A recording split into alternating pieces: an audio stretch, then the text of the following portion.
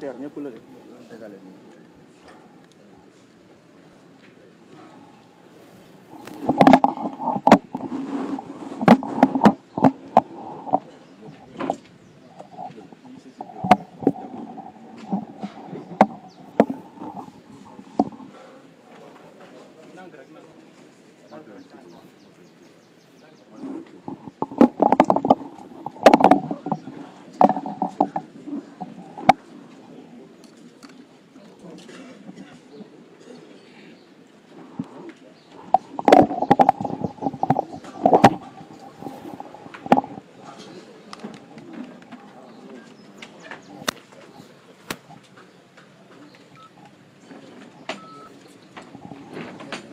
non loolu dana métti de loxo bi day toog de.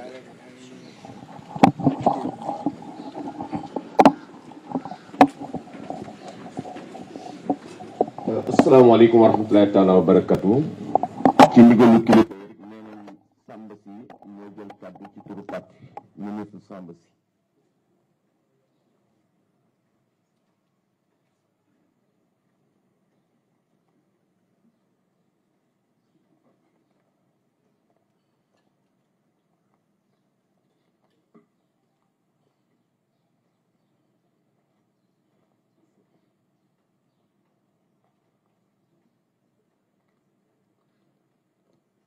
Monsieur le Président de la République,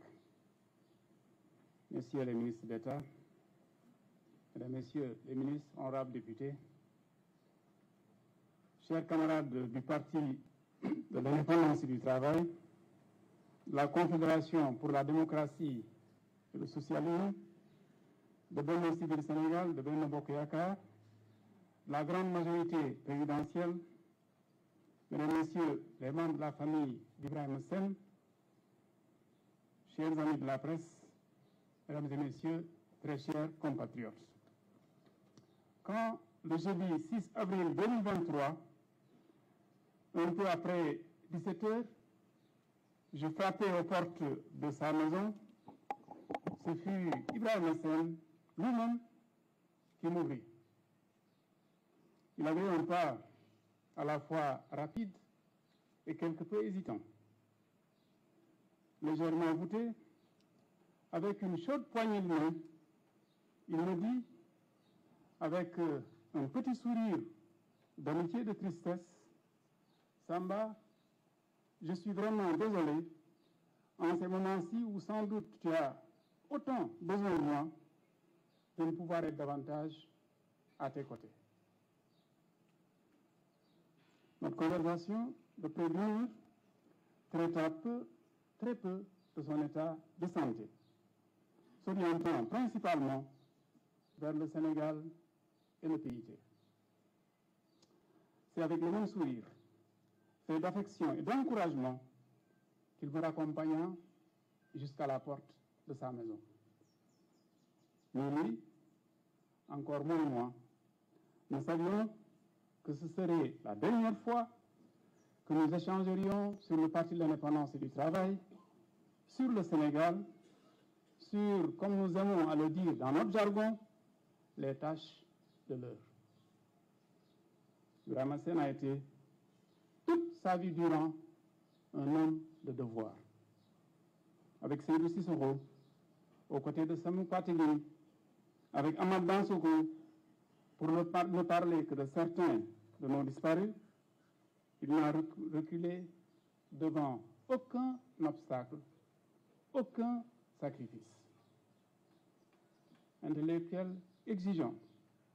militant convaincu, Ibrahima n'a jamais cherché à faire chorus. Tout au contraire, avec le PIT, à chaque fois que l'analyse d'une situation concrète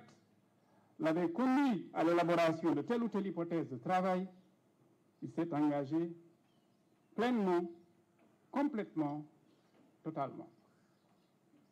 Il était fréquent que Sène ne soit pas en accord avec un interlocuteur. Alors il cherchait, avec toute la force de persuasion qu'il détenait, à coup d'arguments, à ramener son vis-à-vis à ses raisons. Avec lui, à cet égard, le débat pouvait être âpre, vif ou même vigoureux. Mais jamais Ibrahima ne versait dans la haine. Jamais il ne souhaitait du mal à autrui. Le moment est donc venu, chers compatriotes, pour cet homme de besogne, pour cet intellectuel organique, de laisser tomber la cognée. L'assurance que nous, du Parti de l'Indépendance et du Travail, qui provisoirement lui survivons, l'assurance donc que nous pouvons donner, c'est que nous ne lâcherons rien. Nous resterons adossés à nos principes. Nous nous emploierons à inscrire dans la vie le résultat de nos élaborations collectives. Nous continuerons à militer tel qu'Ibrahima l'a fait toute sa vie durant pour la paix au Sénégal, la stabilité de notre pays, le progrès social et la défense conséquente, je dis bien conséquente, des libertés. Merci, Monsieur le Président de la République, pour les responsabilités que vous avez, de nombreuses années durant, confiées à notre camarade Ibrahima Sène, révélant, y compris par votre présence en ces lieux et ce matin, combien vous êtes fidèle à vos engagements. À la famille d'Ibrahima, à tous ses compagnons de parcours et de combat,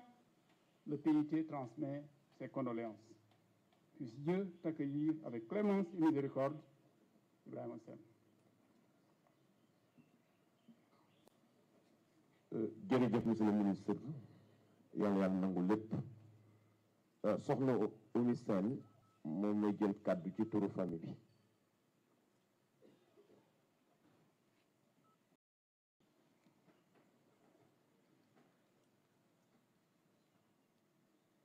Bonjour. Bonjour, Votre Excellence, Monsieur le Président. Mesdames et Messieurs les ministres, Mesdames, Messieurs les députés, chers pères, chères mères, chères tantes et oncles, chers frères et sœurs.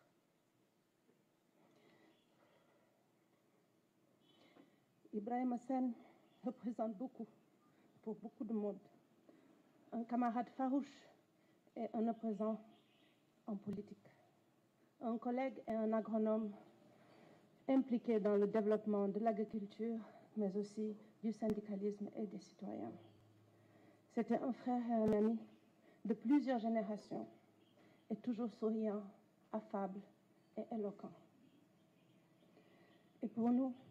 il était papa.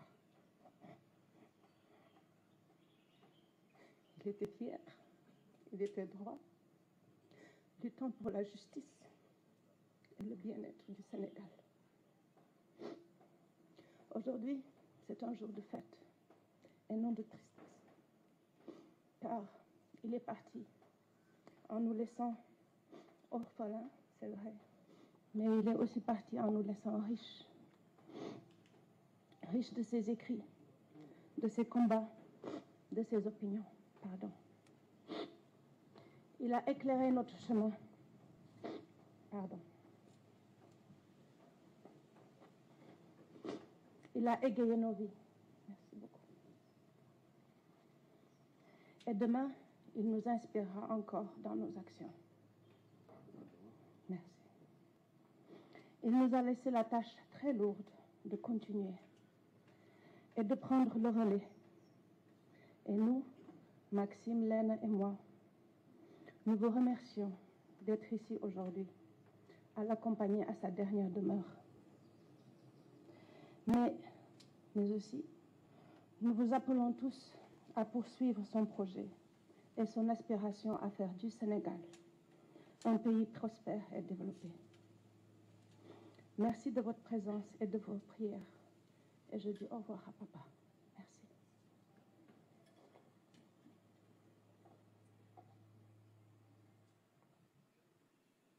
jërëjëf soxna yàlla yàlla nangu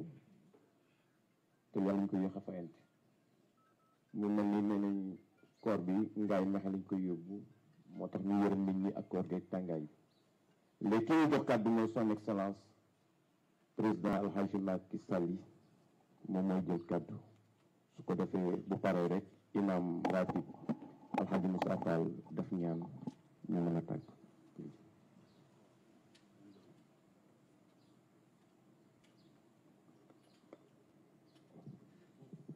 Inna lillahi wa inna ilayhi raji'un.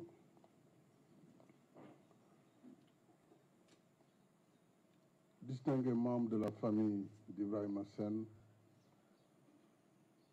Monsieur le secrétaire général du PIT Sénégal, Monsieur le ministre Samba Sy,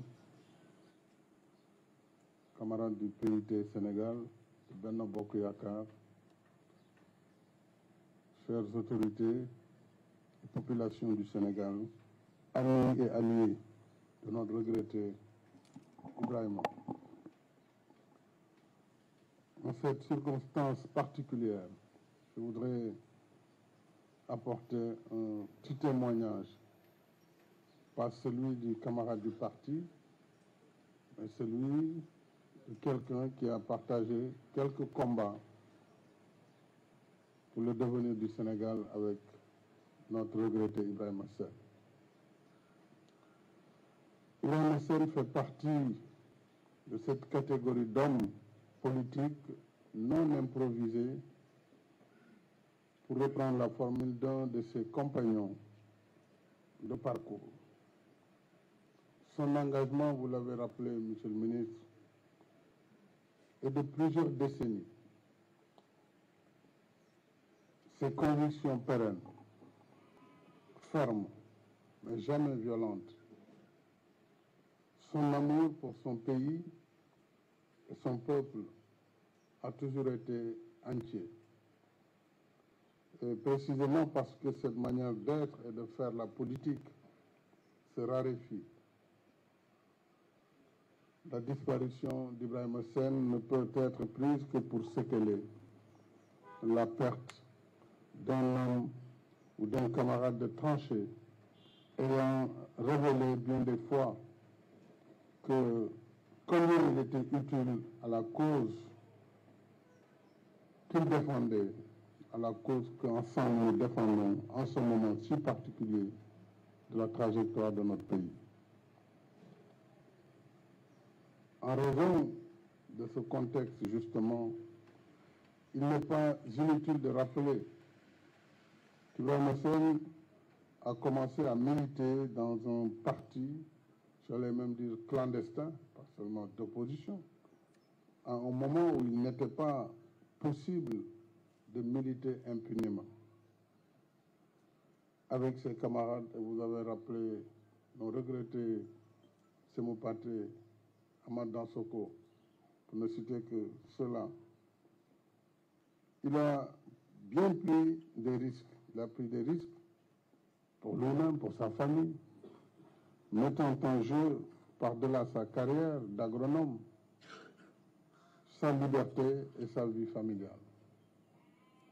Son engagement et celui de ses camarades du PIT ont assurément contribué à bâtir le Sénégal d'aujourd'hui, pays de paix, de liberté, pays de démocratie, de tolérance et de vivre ensemble. Et c'est très certainement parce qu'il mesurait la chance que nous avons de vivre dans un tel univers qu'avec nous, il était soucieux de préserver si précieux, nos acquis si précieux, fruits de l'investissement de tant de générations d'hommes politiques sénégalais. Il était également très engagé sur les responsabilités qui lui étaient confiées. La présidente du conseil d'administration de MEFERSO Sénégal, avec beaucoup d'idées, beaucoup de générosité. Je l'ai vu se déplacer jusqu'à Dubaï pour créer les conditions de l'exploitation prochaine du fer du Sénégal oriental. Il le faisait avec conviction, avec engagement comme il a toujours vécu. À sa famille, à ses enfants ici présents, à ses camarades du PIT, à tous ses amis, aux camarades de Benno Bokk Yakaar, je présente au nom de la nation sénégalaise tout entière mes condoléances attristées puisse la terre de Mékhé lui soit légère et qu'Allah subhanahu wa ta'ala, dans sa grande miséricorde, puisse l'accueillir en son paradis éternel. Amen.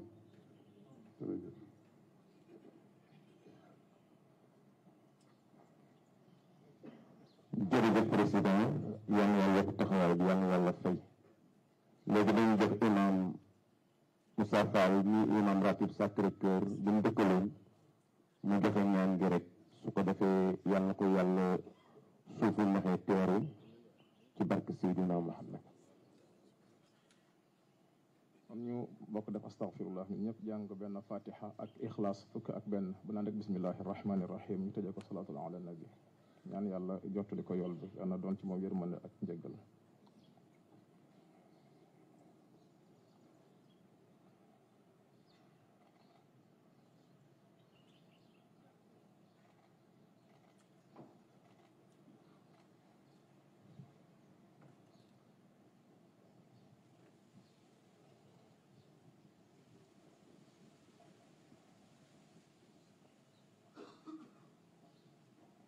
اللهم اجعل طاب قراءتنا هذه هدية واصلة ورحمة متصلة منك إلى روح سيدنا محمد عليه السلام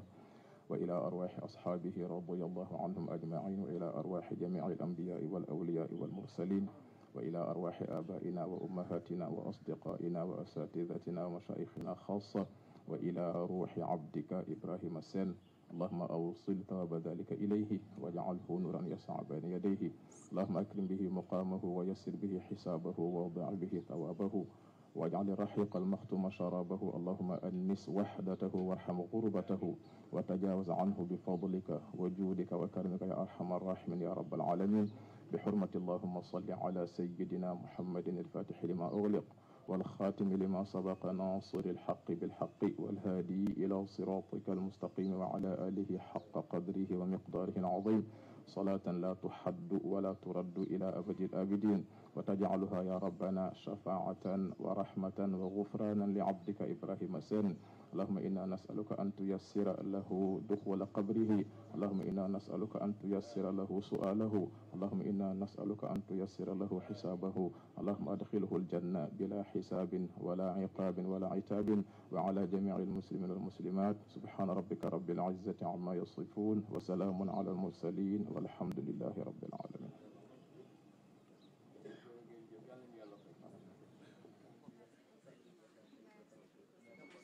jërëjëf mbokk yi loolu mooy li ñu leen jëlaloon fii ci hôpital bu principal muy Ibrahima Sène tey génn àdduna ñu noonu corbillard bi di arrière pour koo jël yóbbu ko fee ca Ngaye Mékhé ngeen gis ko noonu Malick ñu ngi noonu jël nañ koor bi di ko duwalaat ngir mën koo yóbbu ko fee ca Ngaye Mékhé lañ ko war a denc ci teewaayu son excellence monsieur Macky Sall ak les membres du gouvernement ak kilifa yu bari yoo xam ne tey teew nañu fi ngir gunge ko ci këram gi mucc di ñaan daal yaakaar gën a am ci moom yàlla na ko yàlla mottali mooy jéggalu suñu borom mooy yërmande suñu borom suñu borom yàlla bu mën a jéggal yàlla jéggal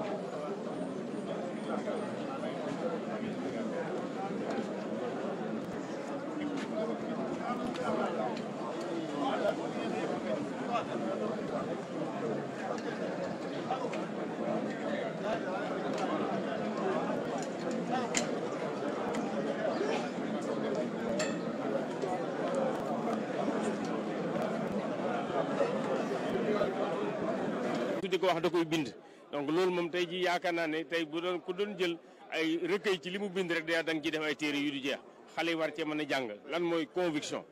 intime conviction da ko daan wax da ko daan bind da ko daan exprimer ci lépp loo xam ne li intéressé woon na Sénégal intéressé na Ibrahima. loo koy ñaanal mi ngi jëm ngaay. waaw mi ngi jëm ngaay ñaanal ko yàlla suuf si ngaay oyof lool ci kawam yàlla na ko yàlla xare àjjana yàlla na yàlla teg loxo ci njabootam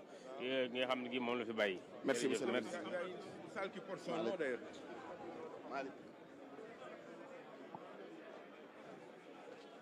Malick kaay ma gis kenn koo xam ne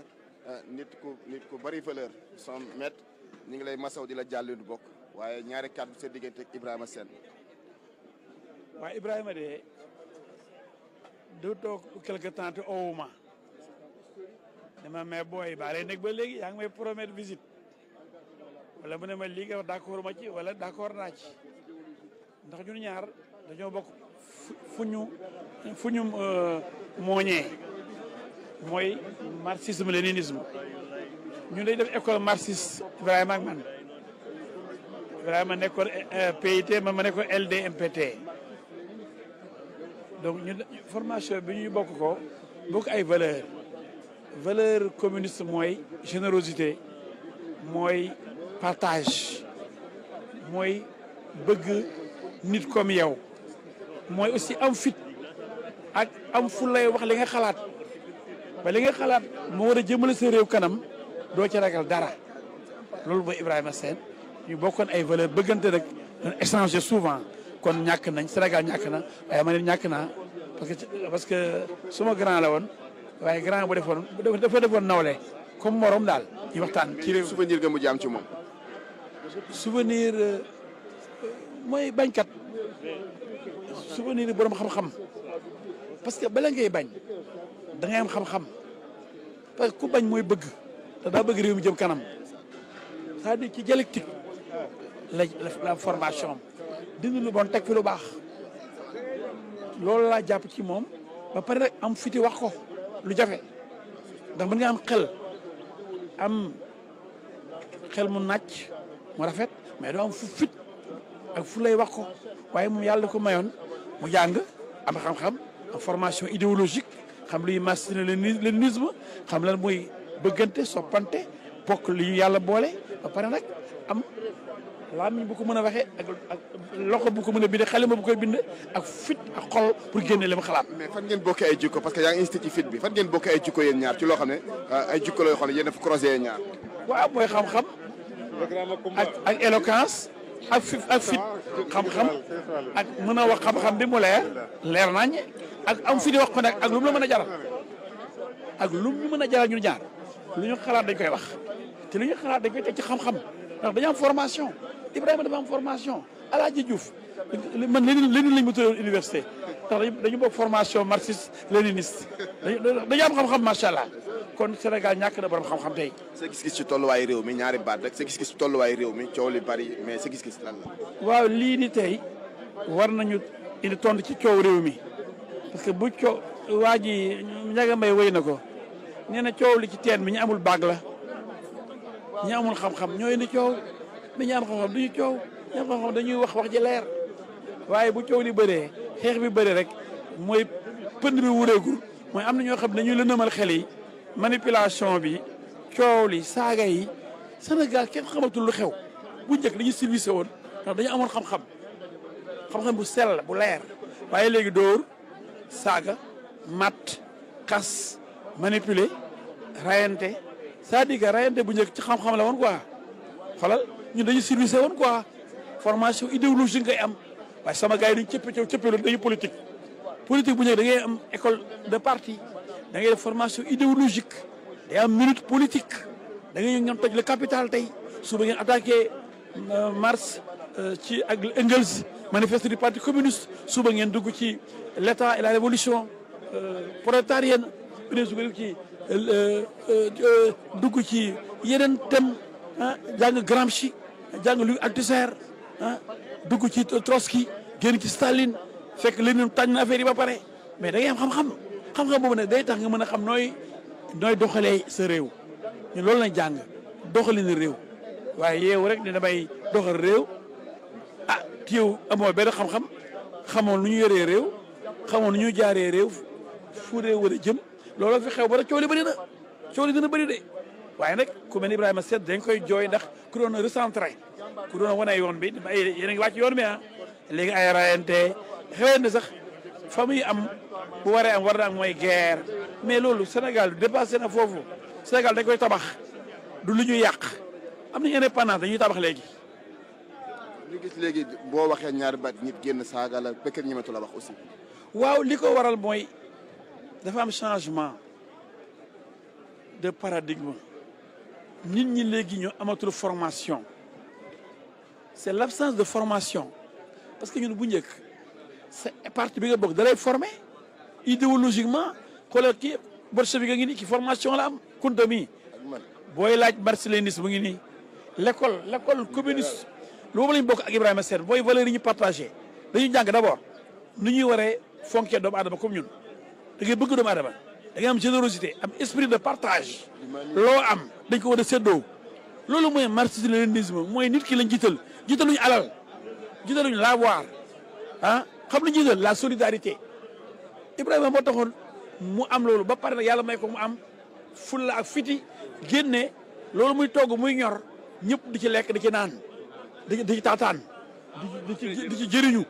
kooku mooy Ibrahima Seck ba ne loolu lañ bokk ñun valeurs yooyu lañ bokk ñun tëbuñu cëppeetu ñu asamaan si rek dañu politique dafa am fu ñu jaar école bu ñu formé ñu xam lan mooy doomu aadama ñun dañu ñu pour taal ku xam ni doomu aadama doo ko taal doo ko rey doo ni nañ dee seen yaa juraat loolu ku xamul doomu aadama ku bëggul doomu aadama moo koy wax ñun doomu aadama lañ teg ci kaw ci kanamu ñëpp doomu aadama moo jiitu lépp kon doomu aadama kenn warul fekk bakkanam mais loolu nag il faut nga am xam-xam mais bu dee yow da nga ñëw ci politique te xamuloo dara ñëw cëppeelu rek di politique te xamuloo lan mooy politique xamuloo lan mooy finalité politique lan la ñu war a gérer la cité nu ñu def ba réew bi jëm kanam nit ñi ànd bëggante soppante bokk fi ñu jëm waaye nañ dóor nañ rey nañ saaga nañ xas bu ñu bëri ragal ñu bëri ñeme wuñu wax la ñuy xalaat loolu musiba la. loo koy ñaanal. yàlla xare ko àjjana jàmbaar ji ndax jàmbaar nag tii tëdd na tey jàmbaar moo tëdd jàmbaar ci wax ak ci bind ndax xel mu leer la amoon di ko xelli kon tey jàmbaar jooju suñu borom mission bi mu ko joxoon def na ko mooy ay nitam ay mbokkam waa réew xettali na leen ci xam-xam jox na leen xam-xam roof na leen fulla ak fit ak fayda ku xool ci moom seet ci moom di nga bëgg sa réew di nga liggéeyal sa réew di nga jëriñ sa réew kon suñu borom dina ko war a mën teeru àjjana yi gën a kaw Firdawsi vraiment ba dundam gi sax mu rëccu lu mu doon dundee na xam ne àjjana du moroomu fii donc Ibrahima daal yàlla ko yàlla xare àjjana teeru ko teeru ci koor gi nag mu ngi nii mooy métti ñuy muñ waaye xam naa ni lu rafet la lu neex la lu ñu war a def la ndax yàlla moo ko santaane yàlla dang suñu koor fekk ay koor yu bëree bëri ngir Sénégal jëm kanam jërëjëf jërëjëf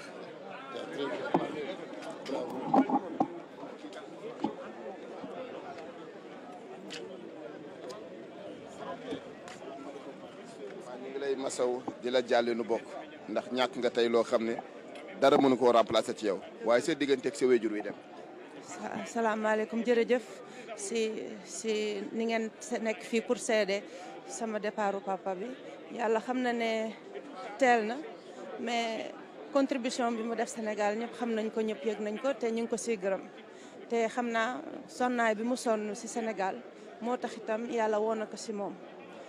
maa ngi remercier ñëpp ñu ñëw fii tey di koy accompagner si dernière demeure am parce que xam naa ne moom fi mu fa nekk lii yëpp mi ngi seddal xolam mi ngi kontaan si mbooloo bi fi ñëw si mbooloo bi ñëw di tàggu si ak moom di remercier son excellence Macky Sall boo xam ne wan na contribution wu Ibrahima Sène fu mu tolloo ak li mu am si importance si nation bi ba moom si boppam ñëw na fi taxawal ko si dernière prière am bi. mais non seulement sa papa la mais nga am ay relation yu particulier sa digganteeg moom relation yi complice bi ci newoon. maa nekkoon taawam moo tax itam de xam naa bëgg na doomam yëpp mais sama relation ak moom relation particulière la woon parce que am na si lu bari loo xam ne dañoo se niroo si suñu toppatoo askan bi suñu intérêt si améliorer relation yi moom sax moo ñu inspiré woon man ak Clarissa pour ubbi centre culturel bi pour ñu mun a taxaw si développer Sénégal si yeneen yoon moo tax itam xam naa si Sénégal am na ñu bëri ñoo xam ne tonton Papa Ibrahima Sène tonton lañ koy wooyee frère lañ koy wooyee parce que si waxam si jëmmam ak si attitude am ak yëpp lu mu munti dugal loxom si si liggéey inspiré na fi indi na fi ay résultats yoo xam ne dina tax ba Sénégal jëm kanam. yan kàddu la mujjee dénk. man de leen rek la ma musoon wax moom gis na si Sénégal potentiel bu ngand gis na si Sénégal opportunité nekk porte de l'Afrique te loolu du politique rek économiquement si développement bi ñu nekk si ñooñu ñi nga xam ne ñooy pousser suñu Afrique bi nekk continent boo xam ne au même pied lay doon que Asie que Chine que Russie moo tax itam lépp luñ si mën a def lépp luñ si mën a def pour jàppale ko si idéal boobu si projet boobu pour réaliser ko inspiration moo koy nekk moo tax itam loolu la merci. Juste revenir un peu sur li nga xamante ni xëy na peut-être moom nga gën a retenir bon ñëw nga léegi ci wolof mais j'aimerais juste l'avoir en français si vous pouvez. Voilà donc juste revenir sur ce que vous retenez de celui que nous avons perdu aujourd'hui, celui que le parti PIT a perdu et que la coalition Benno Bokk Yaakaar tout entière a perdu. Vous savez, tout le monde a perdu un grand orateur, un homme politique qui avait une vision et une inspiration à faire du Sénégal un pays meilleur, un pays libre et prospère. Mais pour moi, c'était surtout mon père. Et donc, il était la boussole qui nous orientait. Il était l'inspiration de tous les jours et il était celui qui, à chaque fois, même quand on tombait, quand on se faisait mal, il disait « Relève-toi et continue, le combat est devant ». Et donc, s'il y a un message qu'il me laisse en partant, c'est qu'il ne faut surtout pas baisser les bras. Et il ne faut surtout pas penser que le meilleur était passé, le meilleur est à venir. Et c'est ce qu'il nous a toujours confié. Tout à fait. Et il nous a toujours dit « Frappe à toutes les portes ». C'est pas grave, une porte sera fermée, l'autre elle va te tabasser, l'autre il y aura des problèmes, mais continue à ouvrir des portes parce que tôt ou tard, il y aura celle qui ouvrira tout. Et nous espérons que cette porte-là, c'est la prochaine, Inch'Allah. Rappelez-nous le nom. Moi, c'est Oumi Sène, je suis la fille aînée de papa. Merci beaucoup. Merci.